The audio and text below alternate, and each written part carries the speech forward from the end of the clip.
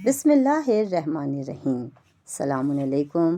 آپ سب کو مولا علی علیہ السلام کی ولادت بہت بہت مبارک ہو، اور ساتھ ہی میں اپنے تمام سامعین کی شکر گزار ہوں کہ آپ نے میرے خطوط کو جو مختصر سی ایک تشریح ہے اس کو سنا اور پسند کیا، اس کے لیے میں ممنون ہوں۔ اب وقت کم ہے ہمارے پاس، آج ہم پڑھیں گے خط نمبر 3، مکتوب نمبر 3۔ مکتوب نمبر 3 جب ہم پڑھتے ہیں تو اس کے ہمیں کیا فائدے ملتے ہیں؟ ایک کہ ہمیں یہ پتہ چلتا ہے کہ مکان بنانے کے لیے ہمیں کن کن باتوں کا دھیان رکھنا چاہیے۔ دوسرا، جب ہم اس خط کو پڑھتے ہیں تو مختلف بادشاہوں کی ہمیں تاریخ پڑھنے کے مواقع ملتے ہیں، جیسے کسریٰ، قیصر، حمیر، طبع۔ اب آئیے مکتوب کھولیے آپ لوگ اور ہم اس کو پڑھتے ہیں۔ یہ خط مولا علی علیہ السلام نے خط کہیے، دستاویز کہیے، مکتوب کہیے، یہ مولا نے قاضی شریح کو لکھا تھا۔ قاضی شریح کا اصلی نام شریح بن حارث بن منتجہ بن معاویہ تھا۔ اس کا تعلق قبیلہ کندی سے تھا۔ خلیفہ دوم کے زمانے میں اسے قاضی مقرر کیا گیا تھا اور 60 سال تک اس منصب پر قابض رہا، اور یہی قاضی شریح بن حارث تھا جس نے قتل امام حسین کا فتویٰ جاری کیا تھا۔ اب ہوا کیا تھا جو یہ خط لکھا یا دستاویز مولا نے لکھی؟ مولا علی علیہ السلام کے دور حکومت میں اسی قاضی شریح نے 80 دینار کا ایک مکان خریدا، جسے جب خرید لیا اس نے تو مولا کی اس کی خبر ہوئی۔ جس نے مکان خریدا ہے تو آپ نے اس کو بلوایا اور تفصیل معلوم کیا، تو اس نے کہا میں نے مکان خریدا ہے۔ تو مولا نے اس سے کہا کہ عنقریب تیرے پاس ایک ایسا آدمی آئے گا، وہ کون ہوگا؟ وہ ملک الموت ہوگا، جو نہ گھر کی تحریر دیکھے گا، نہ گواہ دیکھے گا، نہ سوال کرے گا، بلکہ اس گھر سے نکال کر قبر میں منتقل کر دے گا۔ ٹھیک ہے، یہ مولا نے بتایا۔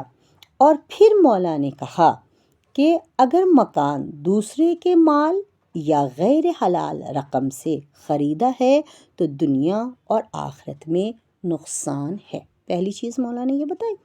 دوسری مولا نے یہ بات کہی کہ اگر تم مجھ سے مکان کے لیے کہتے تو 1 درہم کے لیے بھی راضی نہ ہوتے، یہ تو پھر بھی 80 درہم کا مکان ہے۔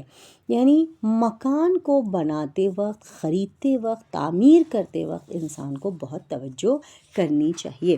تو اب آپ دیکھیے کہ جب یہ مکان خریدا اس نے 80 درہم کا، تو مولا نے اس خط کے ذریعے ہم سب کو، یعنی تمام آنے والی نسلوں کو یہ بتا دیا کہ اگر حلال رقم سے ہوگا تو یہ فائدے ہیں مکان کے، اور اگر حلال رقم سے نہیں خریدا تو یہ فائدے نہیں ہیں۔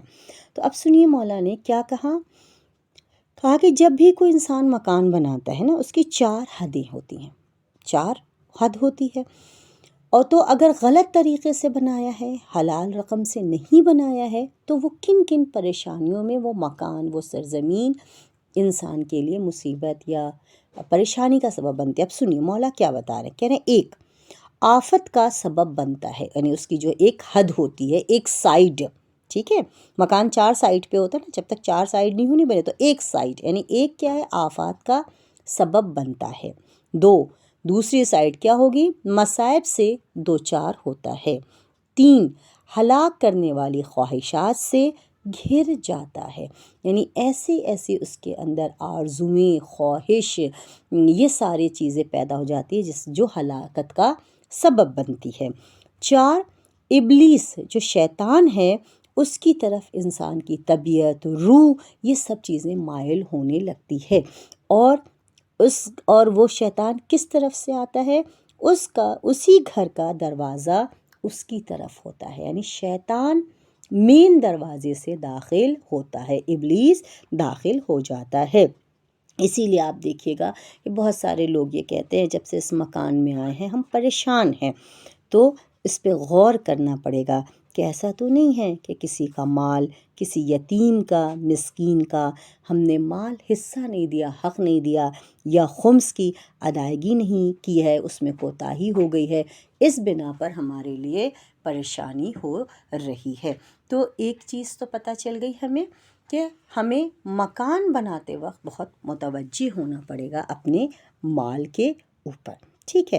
اب میں نے جیسا کہ آپ کو پہلے کہا کہ جب ہم یہ خط پڑھتے ہیں تو ہمیں تاریخ پڑھنے کا بھی موقع ملتا ہے، یا ہمارے اندر جذبہ پیدا ہوتا ہے، تو کیونکہ خط کو ہمیں سمجھنا ہے، تو آئیے ہم چلتے ہیں اس طرف۔ اس بیمانے میں بینامہ بھی بولتے ہیں نا، ٹھیک ہے، تو اس میں مختلف بادشاہوں کی سلطنتوں کا ذکر ہوا ہے، ان کی نابودی کی طرف اشارہ کیا گیا ہے۔ وہ بادشاہ قبروں میں پڑے ہیں، ان کا کوئی پرسان حال نہیں ہے، یہی حال تمام آئندہ آنے والی نسلوں کا ہوگا، بس وہی جس نے حق کا ساتھ دیا اور اہل بیت کے سچے راستے پر چلے، ٹھیک ہے، وہ کامیاب ہو جائیں گے۔ اب آئیے ہم چلتے ہیں، کس کا ذکر آیا؟ کسریٰ۔ کسریٰ کسے کہتے ہیں؟ شاہ فارس کا لقب تھا، خسرو کا معرب، جس کے معنی ہے اس بادشاہ کے ہے جس کی حکومت کا دائرہ بہت وسیع ہو، یعنی وہ بادشاہ جس کی زمین بہت بڑی، یعنی جس کا کہ جب وہ حکومت کرے، بادشاہ جب آ کے سلطنت پہ بیٹھے تو اس کے پاس ایک بہت بڑا ایریا ہو، ٹھیک ہے۔ اب ہم جب ویکیپیڈیا میں گئے کہ اس بادشاہوں کا نام کیا تھا، تو پتہ یہ چلا کہ اس بادشاہ کا نام پرویز ابن ہرمز ابن نوشیروان ہے، اور کسریٰ سلاطین عجم کا لقب ہے، ٹھیک ہے۔ تو یہ ہم نے پتہ چل گیا کہ کسریٰ کون ہے۔ اب آئیے، اس میں مولا نے قیصر کہا ہے، تو قیصر کا کیا مطلب ہے؟ روم کے بادشاہوں کے القاب تھا یہ، یعنی روم کے بادشاہوں کا لقب تھا، جو روم میں بادشاہ پائے جاتے تھے۔ رومی زبان میں، معاف کریے گا، رومی زبان میں اس بچے کو قیصر کہتے تھے جس کی ماں ولادت سے پہلے مر جائے اور پیٹ چا کر بچے کو نکالا جائے، کیونکہ روم کے بادشاہوں میں ایک بادشاہ کا کیا نام تھا؟ افسطوس، اسی طرح پیدا ہوا تھا، اس کا لقب قیصر پڑ گیا تھا۔ اس کے بعد جتنے بھی بادشاہ ہوئے سب کو لوگ قیصر کہنے لگے، ٹھیک ہے۔ اب آئیے، اس میں آیا ہے لفظ حمیر۔ حمیر کہاں کے بادشاہوں کو بولا جاتا تھا؟ آج کل آپ بھی یمن کا نام بہت سن رہے ہیں اپنے حالات حاضرہ میں، جو خبریں ہم لوگ سنتے ہیں اس میں دیکھے ہے، تو حمیر یمن کے بادشاہوں کو حمیر کہتے تھے۔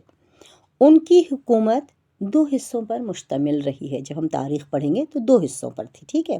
سب سے پہلے حمیر ابن سبا نے سلطنت کی بنیاد رکھی، اور یہ نسل در نسل منتقل ہوتی گئی، یعنی ویکیپیڈیا کے مطابق ان کا دور حکومت کیا تھا؟ حمیر بادشاہوں کا پہلا دور 110 قبل مسیح اور 525 جو ہے بعد از مسیح، یہ اس طرح سے ان کا آغاز ہوتا ہے۔ پھر کیا ہوا کہ کچھ عرصے کے بعد جب ان کی حکومت چل رہی تھی، یمن میں حمیر بادشاہوں کا سلسلہ چل رہا تھا، تو ہوا کیا کہ کچھ عرصے کے بعد 21ویں حبشیوں نے یمن پر حملہ کر دیا، ٹھیک ہے، جس کے نتیجے میں کیا ہوا کہ حمیریوں کے ہاتھ سے حکومت چلی گئی، اور آزادی کی جگہ محکومیت، ذلت و رسوائی آ گئی، مگر ان لوگوں نے اس کو قبول نہیں کیا اور اپنی تمام تر طاقتوں کو جمع کر کے حملہ کیا یمن کے ساتھ ساتھ۔ اب جب انہوں نے حملہ کیا تو اب آپ دیکھیں کیا ہوا کہ یمن کے ساتھ حضر موت، حبشہ اور حجاز پر بھی اپنی حکومت قائم کر لی۔ تو اب جب ہم حمیر کے لفظ میں جاتے ہیں اس خط کے ذریعے اور دیکھتے ہیں، تو ہمارے اندر بھی یہ جذبہ پیدا ہوتا ہے کہ ہم کسی کے غلام نہ بنیں، بلکہ اتنا صاحب علم بنیں، محنت کریں کہ ہم آزاد رہیں۔ اسی طرح سے حمیر کا دوسرا دور شروع ہو گیا، اور اس کا پہلا بادشاہ کون بنا؟ حارث رائش تھا جو طبا کے لقب سے مشہور ہوا۔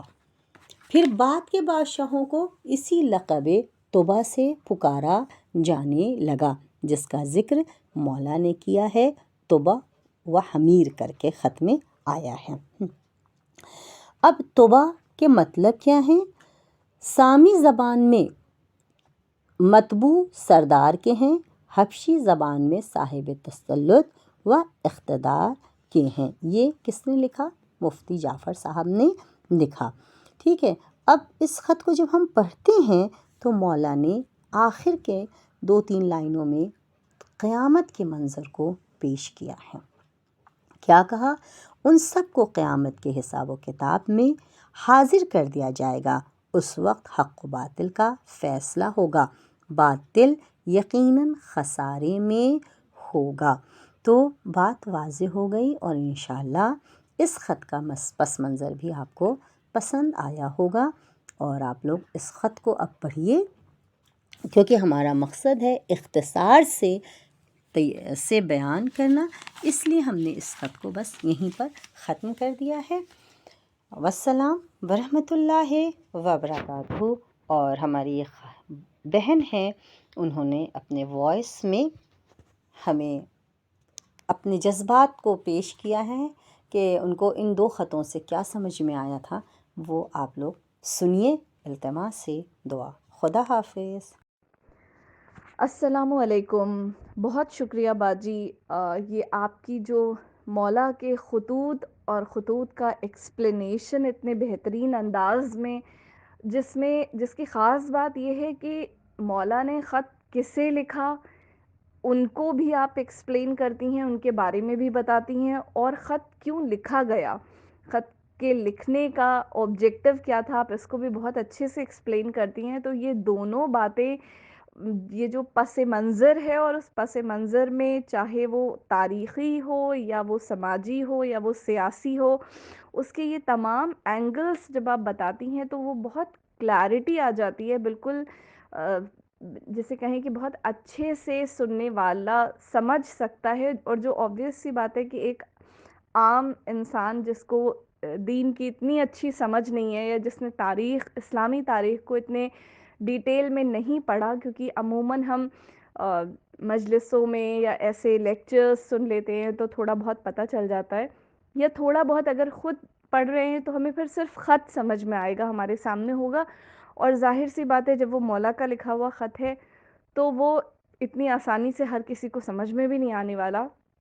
اب جیسے اس خط میں جو خط نمبر، مکتوب نمبر آپ کا 4 ہے، اور جس میں عثمان بن حنیف کو مولا خط لکھ رہے ہیں، اور جنگ جمل سے جسٹ پہلے کیا واقعات تھے، جنگ جمل میں کون لوگ شامل تھے یہ تو پتہ ہے، لیکن اس میں کیسے، کیا وجہ تھی، یا جیسے آپ نے بتایا کہ طلحہ اور زبیر گئے مکے، اور پھر مکے جا کے کیا ہوا، اور پھر کیسے وہ لوگ بصرے آئے، اور بصرے آ کے بصرے کے حالات میں کیا تبدیلی آئی، اور پھر عثمان بن حنیف نے مولا کو خط لکھا اور مولا نے جو اس کا جواب دیا ہے، اور سب سے خاص بات یہ ہے باجی کہ جو آج بھی اس کا کیا ریلیونس ہے، کیونکہ ظاہر سی بات ہے کہ چاہے وہ نہج البلاغہ میں مولا کے سرمنس ہوں یا لیٹرز ہوں یا سٹیٹمنٹس ہوں، ان تینوں کا ہر دور میں، اور آنے والے جو آگے آنے والا دور ہے اس میں بھی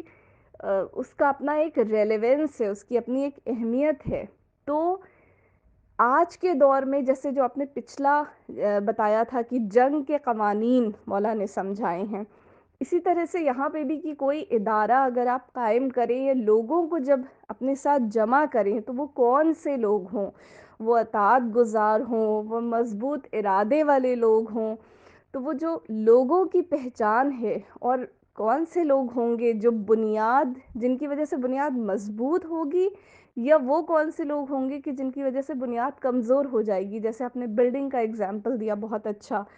تو ماشاءاللہ بہت بہت اچھی کوشش ہے آپ کی، مولا آپ کو اس کا بہترین اجر دیں، اور بہت سارے لوگ آپ کے اس چینل سے جڑیں، تاکہ ہم وہ لوگ جو صرف سن کے سیکھ سکتے ہیں، کیونکہ اس میں ساری محنت آپ کر رہی ہیں، اور باقی جتنے بھی آپ کا آپ کے سامعین ہیں انہیں سننا ہے، سن کے علم حاصل کرنا ہے، سمجھنا ہے اور سیکھنا ہے، تو اس مہم میں بہت اور خوب سارے لوگ شامل ہوں انشاءاللہ، اور اللہ آپ کو کامیاب کرے۔ بہت شکریہ۔